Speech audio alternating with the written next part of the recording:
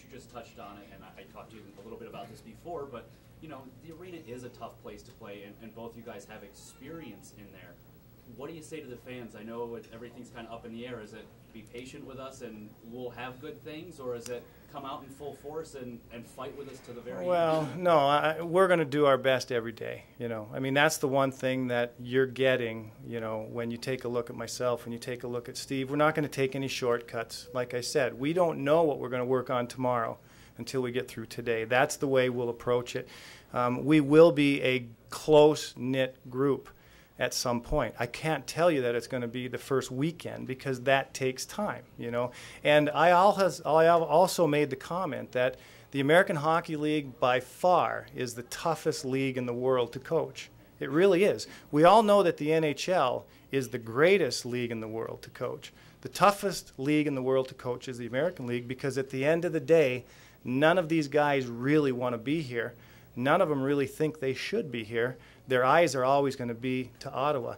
And so we have to overcome that, and we have to find a way to get the guys to understand that selfless is the way we need to be, and that's going to be the best approach for us and you as an individual.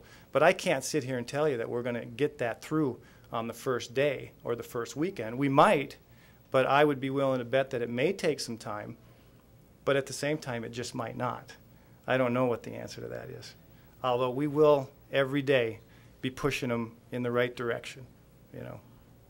Coach, you talk about how unfamiliar you are, even with the players that you have, and you're going to go and meet a lot of them and get to know your talent.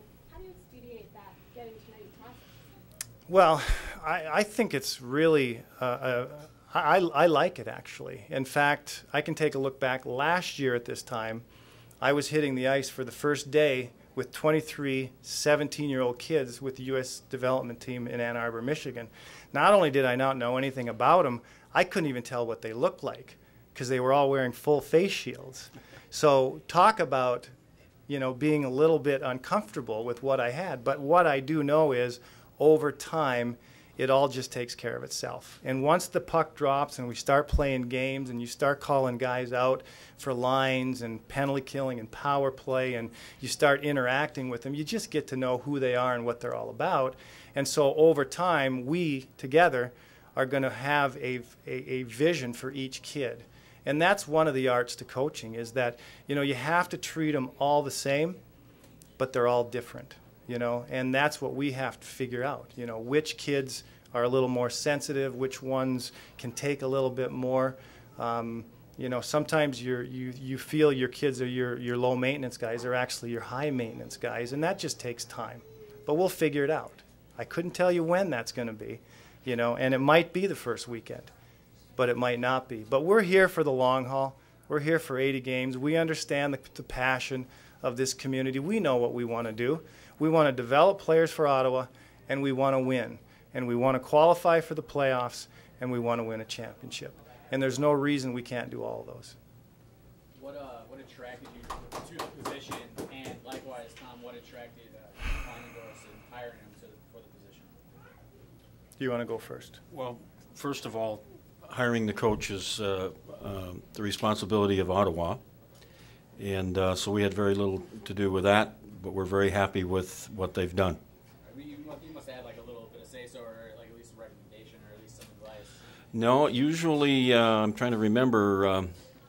I know some of the names that are in the mix all of the time, and I did hear Kurt's name several weeks before it was announced as being in that mix. But like last year, it came out of the blue. Well, I've heard a lot of good things about him, and I've got to know him a little bit over the last week or two, and I can see he's a real quality individual, and I can tell that that Steve is too. I think I'm a pretty good judge of character. I can tell when somebody's pulling the wool over my eyes and that sort of thing. I think I've had a little experience at that, not pulling the wool over people's eyes, but I get a good sense of both of these gentlemen, and I think we're going to have a lot of success. I think it's great for the young players and the older veteran players to have the experience level that we have with these two gentlemen. Okay.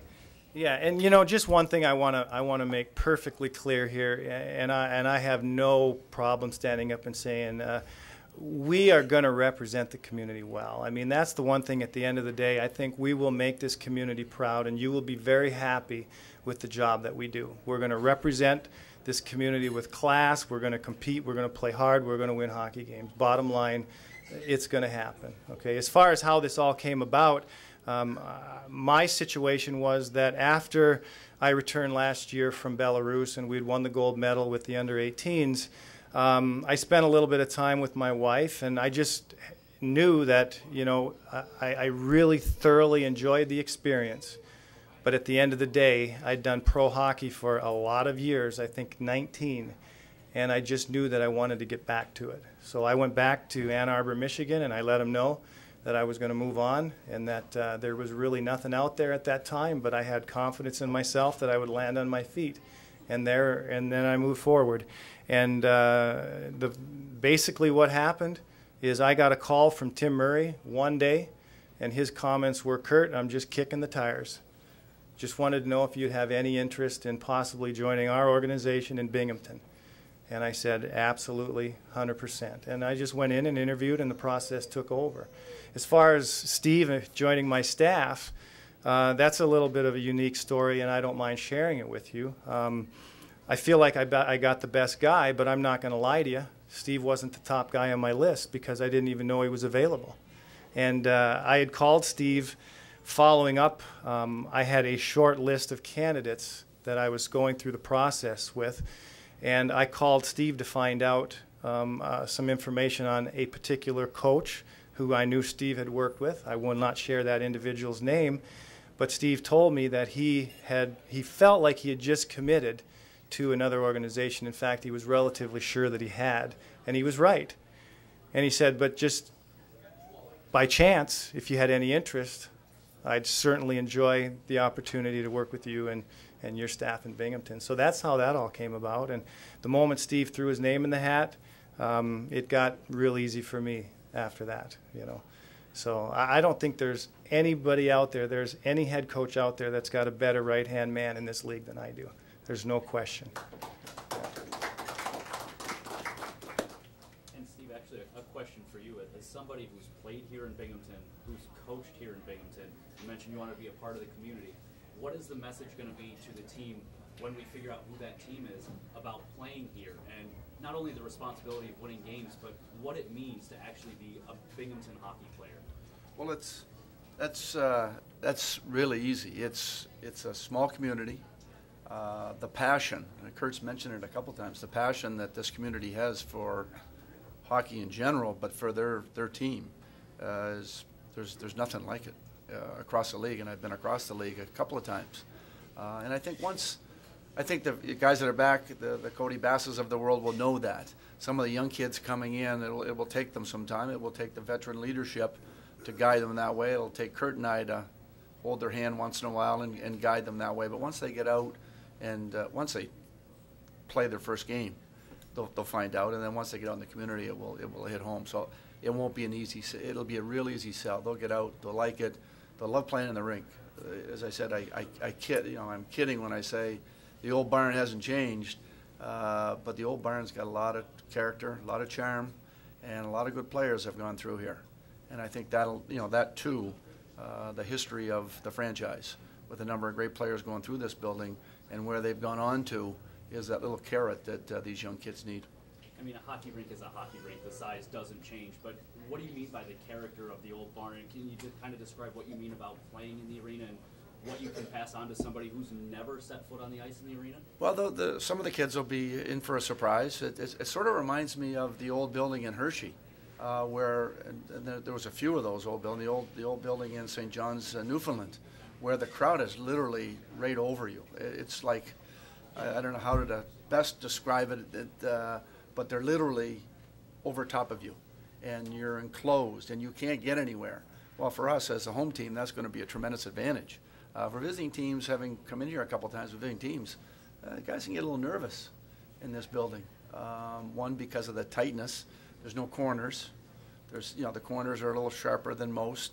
So the the average player doesn't quite go in the corners in Binghamton like they would in their own building where there's lots of space. So the confinement there will make a difference for us. But just the fact that people are over top of you and so feels like they're on top of you, and then with the noise level and the support that the home team here in Binghamton gives their B-Sens is pretty overwhelmingly positive for us.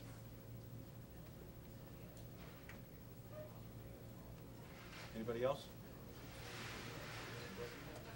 If there's Hans? Steve, we all remember you from the first day that you came to Binghamton. Sluggo! Are you going to teach that to your First game fans. Well, I'm going to try. Kurt's a little younger than I am, and Kurt was an awfully skilled player himself. So I think between the two of us, from some pointers from the skill set, I think we'll be okay. But I wish I could duplicate it, but I never did.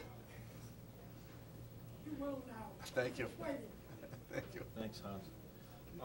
If there are no more questions, I'm sure Kurt and Steve will be available for some one-on-ones, if you like.